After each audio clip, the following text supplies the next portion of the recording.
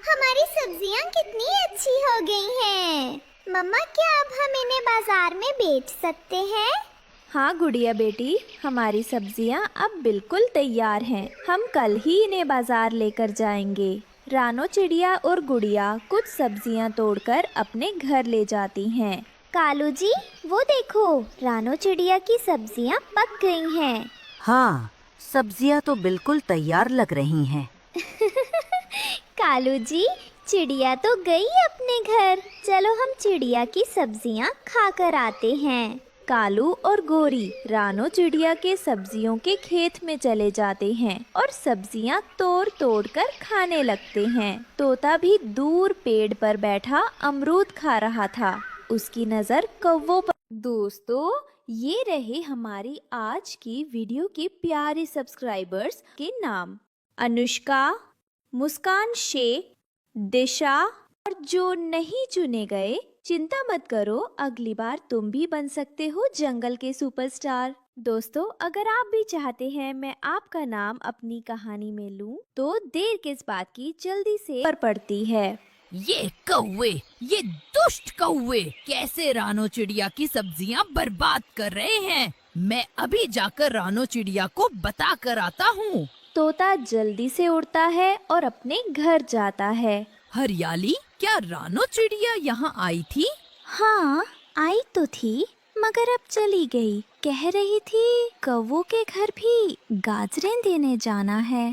कैसी बेवकूफ है ये रानो चिड़िया, अपने दुश्मनों को भी अपना दोस्त समझती है। मैं अभी आता हूँ। तोता जल्दी से उड़ता है और रानो चिड़िया के घर जाता है, मगर रानो चिड़िया तो घर पर थी ही नहीं। गुड़िया, गुड़िया बेटी, तुम्हारी मम्मा कहाँ है? अंकल, मम्मा तो आपके घर ही गई है गाजर की सब्जी देने। रानो चिड़िया कौवों के दरवाजे पर दस्तक दे रही थी कि तोता वहाँ आ जाता है। कोई फायदा नहीं तुम्हारी दस्तक का, क्योंकि कौवे घर पर नहीं है। मगर आपको कैसे मालूम? क्योंकि मैं कौवों को अभी अभी तुम्हारे सब्जियों के खेत में देख कर आ रहा हूँ। जल्दी चलो, वो सारी सब्जियाँ बर्बाद कर रहे हैं। ये आप क्या कह रहे हो तोते भैया? जल्दी चलो। रानो चिड़िया और तोता तुरंत वहाँ से उड़ते हैं और जल्दी से उड़ते हुए खेत में पहुँच जाते हैं। गोरी, कालू, कुछ शर्म करो, ये मेरी दिन रात की मेहनत है जिसे तुम दोनों इस तरह बर्बाद कर रही हो। रानो बहन, ये सारी सब्जियां हमने नहीं तोड़ी, ये तो पहले ही कोई तोड़कर फेंक गया था। निकल जाओ मेरे खेत से। दुष्ट कौवा, आइंदा फिर कभी मेरे खेत की तरफ मत आना। गोरी और कालू वहाँ से चले जाते हैं। वह थोड़ी दूर जाकर एक पेड़ पर बैठ जाते हैं। कालू जी, हमारी इतनी बेइज्जती तो कभी नहीं हुई जितनी रानो चिड़िया ने की है आज। मैं छोड़ूंगी नहीं इस छोटी चिड़िया को। मैं बदला लेकर ही रहूंगी इस चिड़िया से। गोरी नाम है मेरा, गोरी। मगर रानो चिड़िया तो अपने घर चली गई थी, वो यहाँ क्यों आई? तुमने देखा नहीं, वो मोटी चोंच वाला तोता भी उसके साथ ही था।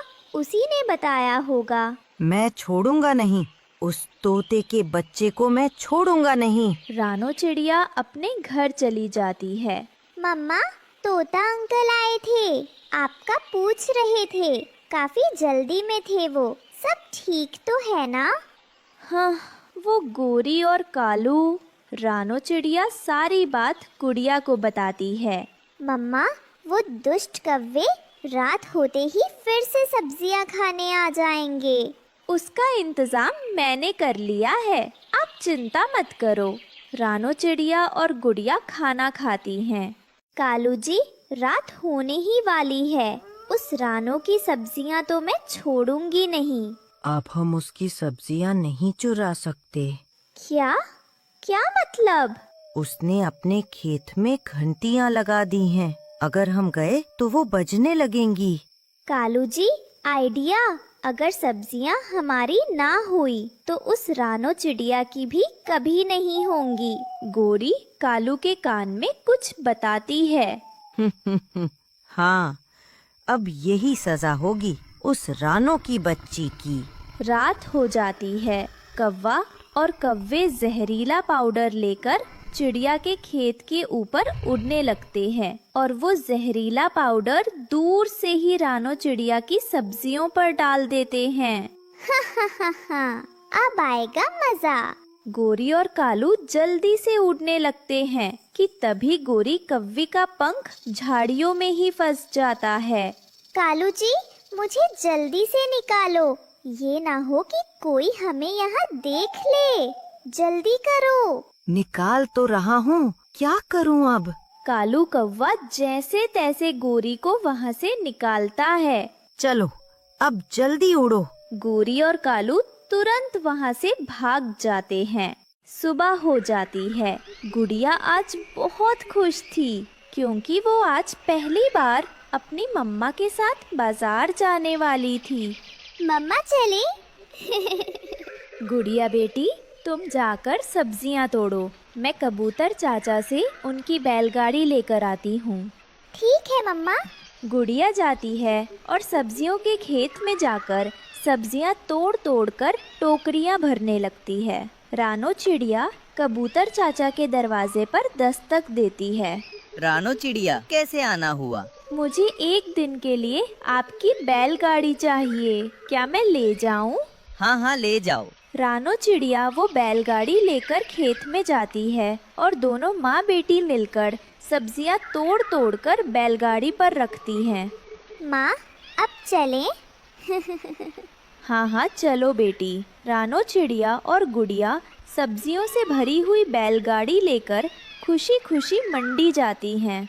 चिड़िया, तुम्हारी सब्जियां बहुत अच्छी हैं। मैं इन सब्जियों का तुम्हें 10,000 दूंगा। 10,000? इतने सारे पैसे? रानो बाजार से लौटकर थकी हुई घर पर बैठी थी। तभी गुड़िया मासूमियत से टोकरी में से एक हरी सब्जी उठाकर खाने लगी। मम्मा, हमारी सब्जियां तो बहुत मजेदार हैं। मैं भी खा लेती हूँ। गुड़िया सब्जी खाती है। कुछ देर बाद उसका चेहरा उतरने लगता है। मम्मा, मुझे चक्कर आ रहे हैं, बहुत अजीब लग रहा है।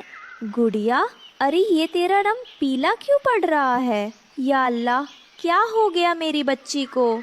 रानो गुड़िया को बैलगाड़ी में लिटाकर जंगल में मदद ढूंढने निकल पड़ी। उसकी आंखों से आंसू बह रहे थे।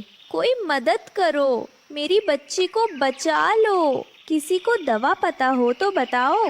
पक्षी और जानवर उसे देखते हैं लेकिन कोई मदद नहीं करता। देखा गोरी, हमारी चाल कितनी कामयाब रही। रानो की बच्ची अब मौत के मुंह में जाएगी।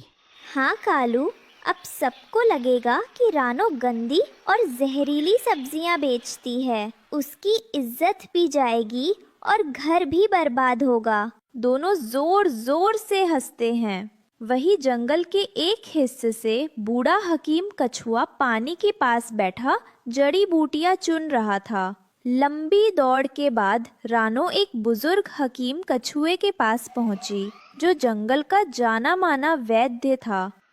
हकीम साहब, मेरी गुड़िया मर जाएगी, उस पर जहर का असर हो रहा है, आप ही कुछ कीजिए। घबराओ मत बेटी, जंगल में हर जहर का इलाज मौजूद है। जल्दी से उसे जमीन पर लेटाओ। वो अपनी पोटली से कुछ पत्ते निकालकर गुड़िया को काढ़ा पिलाता है। कुछ ही देर में गुड़िया की सांसें संभलने लगी। उसका चेहरा फिर से लालिमा से भर गया। मम्मा, मेरी बच्ची, अल्लाह तेरा शुक्र है। हकीम साहब, आपने मेरी जान बचा ली। बेटी, हमेशा याद रखना, मेहनत से कमाया हुआ कभी जहर नहीं बनता।